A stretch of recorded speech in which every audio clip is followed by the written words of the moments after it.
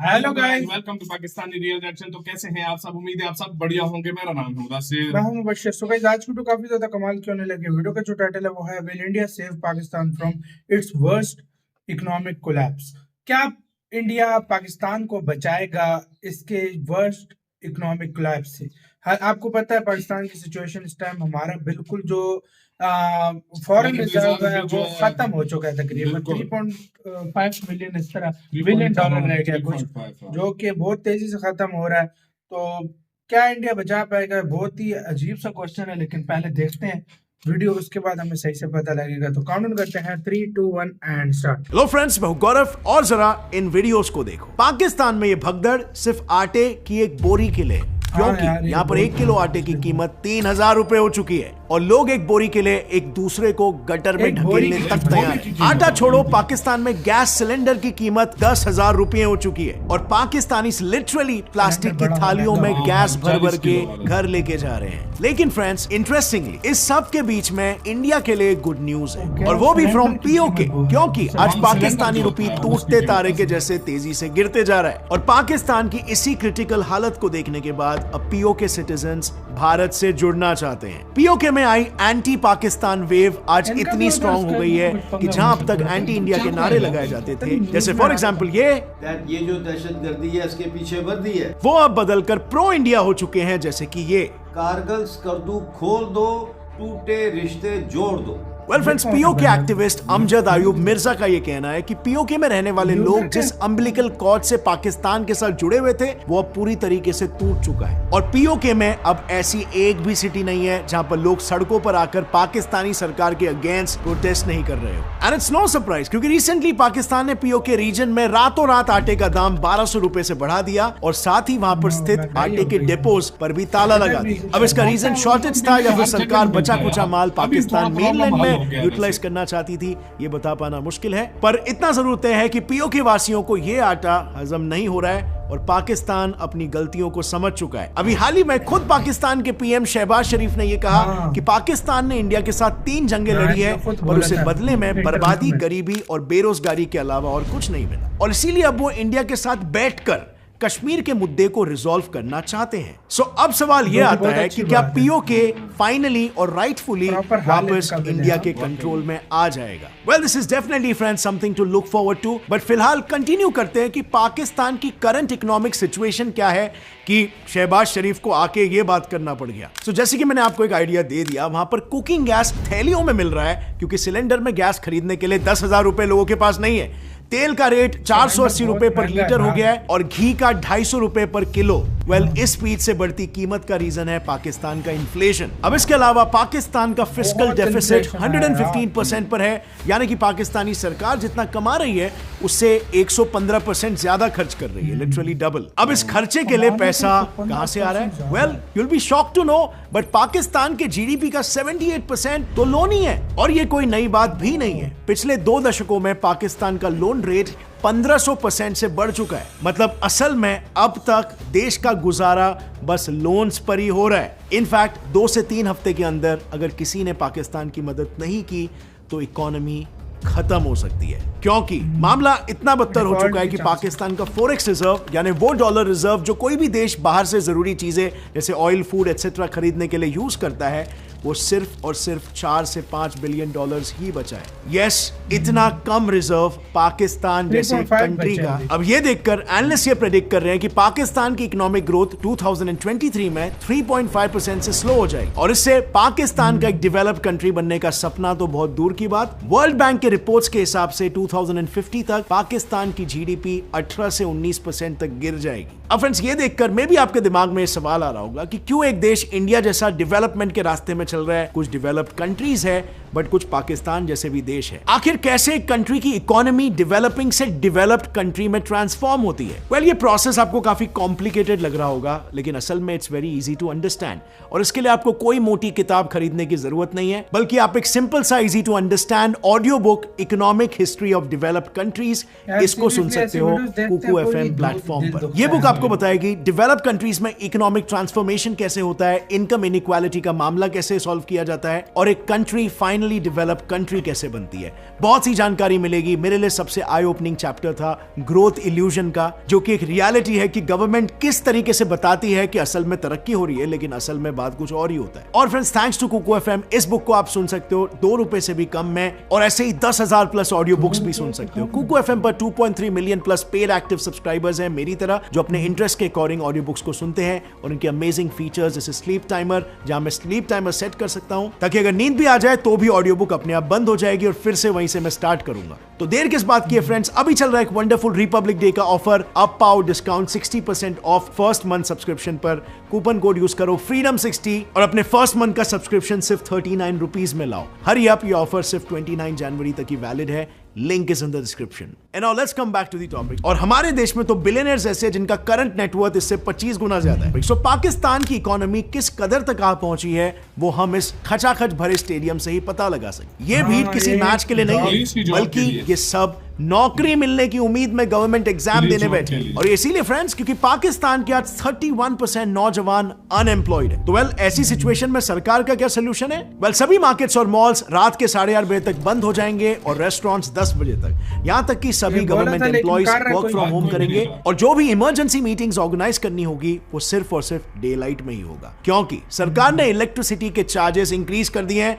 आज पाकिस्तान को per unit के लिए ₹20 देने पड़ रहे हैं, जो कुछ ही साल पहले ₹3 हुआ करते थे। अब इसे ऐसे समझो कि अगर आप सिर्फ एक बल्ब को 1 घंटे तक ऑन रखोगे तो 1 यूनिट यूज हो गया, मतलब ₹20 आपके खर्च हो गए। अभी हालत इतनी खराब हो चुकी है ना कि अगर आप अपने घर के सारे लाइट्स को बस 1 दिन के लिए भी ऑन रखोगे ना, तो आपका बिल आएगा 10,000 से 30,000 रुपए एक दिन का। इनफैक्ट कुछ रिपोर्ट्स के मुताबिक पाकिस्तानी सरकार ने पैसों के लिए अपने यूएस में मौजूद पाकिस्तानी एम्बेसी को भी ऑन सेल रख दिया है। और सिर्फ इतना ही नहीं, पाकिस्तानी सरकार ने तो ऑयल और गैस के प्राइसेस भी 75% तक बढ़ा दिए, जिसके बाद वहां कुछ ऐसी हालत हो गई। और जब इस सिचुएशन को कंट्रोल में लाने के लिए खाने पर सब्सिडी दी गई, तो सिचुएशन सुधरने के बजाय बद से बदतर हो गई। ये देखो, एक बोरी आटे के पीछे खैबर में लोग इतने पागल हो गए हैं कि एक दूसरे को गटर में तक ढकेल दे रहे हैं। इनफैक्ट ऐसी भागदौड़ में कई लोगों ने अपनी जानें भी गंवाई है, जैसे कि ये 45 इयर्स के खैबर रेसिडेंट। पाकिस्तान में बेसिक चीजों की कमी की वजह से जनता में गुस्सा इतना बढ़ गया कि रिसेंटली उन्होंने खाने के ट्रक पर ही अटैक कर दिया।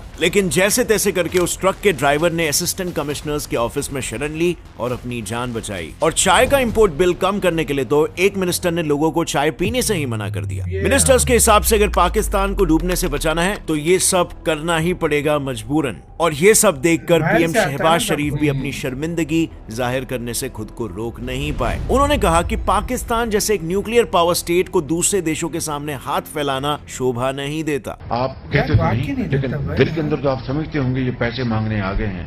तो मैंने कहा कि ये पाकिस्तान, एक मिसाल इसकी ये है कि एक हाथ में हमारे एक न्यूक्लियर ताकत है और दूसरे हाथ में कशकोर। पाकिस्तान के पास एक्चुअली कोई और रास्ता ही नहीं है, और इसीलिए जहां एक तरफ पाकिस्तान के पीएम चाइना के सामने हाथ फैला रहे हैं, वहीं पर दूसरी तरफ army general Asim Munir Saudi से। पर क्या इतनी क्रिटिकल सिचुएशन में कोई देश पाकिस्तान की मदद करना चाहेगा? वेल, चाइना तो नहीं। सो पाकिस्तान ऑलरेडी चाइना के $30 बिलियन के कर्जे में। इनफैक्ट पाकिस्तान के टोटल लोन का 30% तो चाइना से ही आया है। और ब्लूम्सबर्ग के अनुसार यही रीजन है कि चाइना फिर से पैसा देने के लिए झिझक रहा है। लेकिन लकीली सऊदी ने पाकिस्तान को $3 बिलियन का एड दिया है, और आज के तारीख में पाकिस्तान उसी पर सर्वाइव कर रहा है। ऐसे में पाकिस्तान का आखिरी रिसोर्ट है IMF। But did you know, Pakistan पिछले साल से ही IMF को हेल्प के लिए काफी रिक्वेस्ट कर रहा है, लेकिन पाकिस्तान को बार रिजेक्शन ही मिल रहा था। और ऐसा इसीलिए क्योंकि पाकिस्तान IMF की सभी शर्तों को फॉलो नहीं करना चाह रहा। देखो, IMF से लोन लेने के लिए ना कुछ कंडीशंस को फॉलो करना पड़ता है, जिसमें ये सब आते हैं। बेसिकली सरकार को अपनी इनकम बढ़ानी होती है और खर्चा कम करना है। पर पाकिस्तान की करंट सिचुएशन तो ऐसी है कि अगर उसने टैक्सेस बढ़ाए तो लोग भूखमरी से मर जाएंगे या सड़कों पर आकर आंदोलन करेंगे, और अगर नहीं बढ़ाए तो इकोनॉमी डूब जाएगी। इन शॉर्ट, पाकिस्तान का कोलैप्स इनएविटेबल है, और पाकिस्तान के पास एक्चुअली इस सिचुएशन में कोई और रास्ता भी नहीं है। और इसीलिए state minister for finance Ayesha Ghosh Pasha के हिसाब से पाकिस्तान IMF के कंडीशंस को पूरा करने के लिए अब तैयार है। पर ताजुब की बात तो ये है फ्रेंड्स कि जो इकोनॉमी कुछ सालों पहले तक काफी डिसेंट कर रही थी और अच्छी गति से ग्रो भी हो रही थी, वो अचानक से ऐसे क्राइसिस में कैसे आ गई? वेल, इसके पीछे के one of the main reasons में से एक है फ्लड्स। जून 2022 से यार, लेकर बहुत ज्यादा अक्टूबर किया। 2022 तक लगातार 4 महीने पाकिस्तान में भीषण बाढ़ आ रही थी, जिस वजह से इसने तो इकोनॉमी को तबाही लगा 30 दी बिलियन यार, डॉलर्स सही का लॉस बोल। झेलना पड़ा। इन फ्लड्स की वजह ज्यादा, से 30 देश में बिलियन डॉलर से भी एग्रीकल्चरल ज्यादा। क्राइसिस आ गया अपने और कुछ- फूड प्राइसेस सब बढ़ने कुछ लग गए। agriculture इनफैक्ट में ऑन द हाँ। कॉन्ट्ररी इसके एग्जैक्टली 1 साल पहले पाकिस्तान की इकोनॉमी ग्रो कर रही थी और वर्ल्ड बैंक के डेटा के हिसाब से पाकिस्तान में गरीबी 64% से 21% तक नीचे आ गई थी। लेकिन अचानक से हालत इतनी बिगड़ गई कि आज के तारीख में 9 मिलियन लोग अब कभी भी गरीबी रेखा के नीचे जा सकते हैं। इस सब के बावजूद पाकिस्तान सरकार ने सिचुएशन सुधारना तो दूर,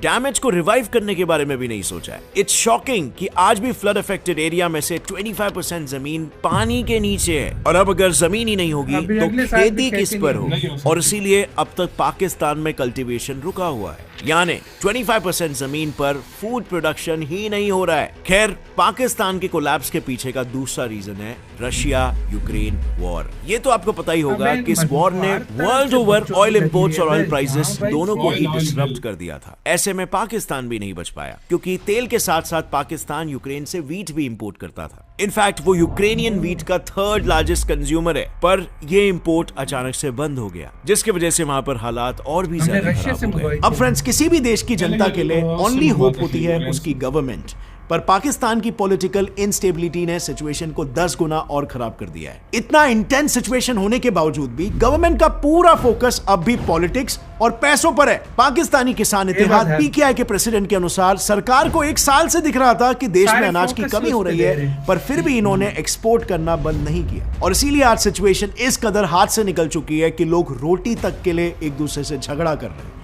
बट फ्रेंड्स, इस पैंडेमिक के बाद ना बहुत सारे देशों ने मार खाया और एक नहीं बल्कि 104 ऐसे कंट्रीज है जो लिटरली बैंकरप्ट होने के कगार पर आ गए। अगर आपको जानना है ये कौन से कंट्रीज है और क्यों इनके हालात खराब है, तो इस टॉपिक पर मैंने तो ऑलरेडी एक कह रहा था, मैं डिटेल तो भी वीडियो आता बनाया जो हूँ। यहाँ पर क्लिक करके आप देख सकते हो। आपको इसी साथ तो यार वीडियो खत्म भाई। ऐसी वीडियो देखो तो सीरियसली दुख होता है यार, मैं सच्ची बात बताऊं बुरा ना, हाल हो जाता है यार, मैं आपको बता नहीं मैं सकता, सच्ची बात seriously। बताऊं, वाकई बाढ़ ने हमारे देश को इतना नुकसान पहुंचाया है। देखो, कपास वगैरह इधर करते थे, गन्ने की फसल होती थी, फ्रूट्स होते थे, दूसरी सब्जियां वगैरह होती थी, टोटली डिस्ट्रॉय। और कुछ हमारे पॉलिटिशियंस का ध्यान ही कुर्सी की लड़ाई पर था। हाँ। और उस लड़ाई के अंदर अवाम को लोग भूल गए। बिल्कुल। इमरान खान ने अपना आतंक मचाया हुआ है, शहबाज शरीफ लोगों ने अपना आतंक मचाया हुआ है, बिलावल लोगों ने अपना आतंक मचाया हुआ है। पता है क्या बंदा इसमें- करे तो करे क्या, इसमें ये हाँ। फूड क्राइसिस कभी भी इस हाँ। तरह पाकिस्तान में ना आता, इस तरह बीच गंदम में वगैरह मौलाना महंगी ना मौलवी होती। शौलवी भी हाँ। कूदे हुए हैं। इस तरह महंगी कभी भी ये फूड क्राइसिस न होता अगर हमारे सही से हैंडल हमारे करते। अपने देश की गंदम वगैरह भी इतनी हो जाती थी, या हमारे मतलब इतना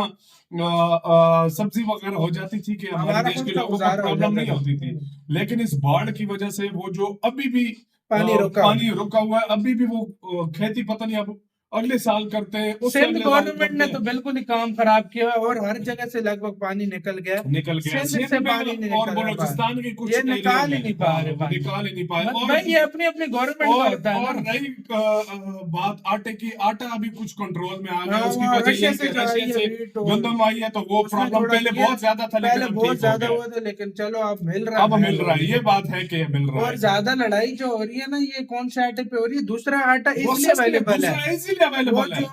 वो लेकिन 1000 रुपए की बोरी जो मिलती है 20 किलो जो की, 1000 रुपए का आटा मिलता है वो मतलब इतना अच्छा पाकिस्तानी नहीं होता 1000 ना। रुपए, हाँ। हाँ, मतलब वो इतना अच्छा नहीं होता एक तरह से। मतलब समझो कि वो आटा मतलब जो बिल्कुल लो क्वालिटी का होता है। 1000 रुपए हाँ, का देते हैं लेकिन वो 1000 रुपए का मिलता है। तो देखो आप यार गरीब बंदा, तो आप जाहिर वो बात है लाजिमी उसको बात है, वही लेगा। लेगा यार। क्योंकि आप किसी के पास है तो दूसरे आटे में क्या फर्क है? वो दूसरा थोड़ा 2200 सुर्ख का होता है ना, हाँ। दूसरा आटा 2200 का है, ये 1000 का है। तो जाहिर बात है 2200 का 15 किलो का आटा है। हाँ। और ये जो ये 20 1000 किलो। का ये 20 किलो है। तो जाहिर बात है गरीब बंदा तो पहले वही उतर लेगा, जाएगा वही ना। लेगा, जाहिर वो बात तो है फिर यार। उसके लिए उसमें लड़ाइयां बन जाती हैं। तो वो फिर हाँ भाई, यार हमारी तो बस यही प्रे है यार, मैं कि सच हमारा बताऊं country कि आगे हमारा जाए। कंट्री आगे जाए। तरक्की और मैं करे, कहता हूँ लोगों यार, की इंडिया से भूख भी से अच्छे लेकर- रिलेशन हो, हर हाँ। देश से अच्छे रिलेशन हो। देखो मुश्किल के टाइम में देखो, अब इंडिया पड़ोसी फिर भी पहले हमें काम आता है। पड़ोसी पहले काम आता है। इंडिया अभी मेडिसिन वगैरह भी दे रहा है, सब कुछ दे रहा है। अगर इधर से भी बंद हो जाएगी फिर क्या करेंगे? मेडिसिन की प्रॉब्लम आ गई, आपका तो बहुत बड़ी बात है यार। अपने राय कमेंट सेक्शन में दें। इधर ही वीडियो खत्म करते हैं। अपना बहुत ज्यादा ख्याल रखना। तो यार बाय।